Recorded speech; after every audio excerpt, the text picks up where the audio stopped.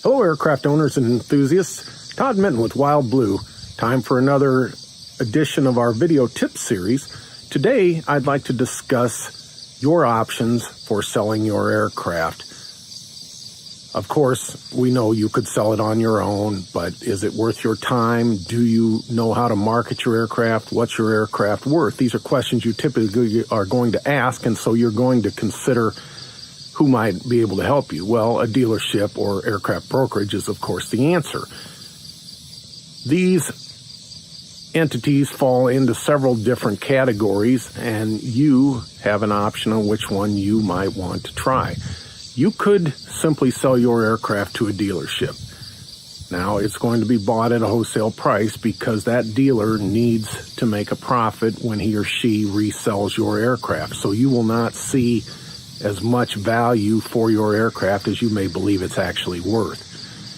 Another option would be to find a broker who just inventories your aircraft. This means the broker is going to take your aircraft, probably come get your aircraft. You could fly your aircraft to that broker, and that aircraft then will sit in his or her hangar until it is sold. This typically comes at a little higher expense. Not as bad as wholesaling an aircraft, but it certainly comes with a cost because the dealer or broker has to pay hangar fees and other associated costs, perhaps costs to move the aircraft and so on. The third option would be you maintain control of your aircraft in your own hangar. You continue to fly your aircraft and you continue to maintain it while a broker sells it for you.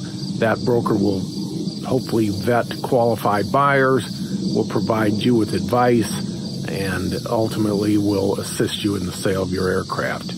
Want to learn more?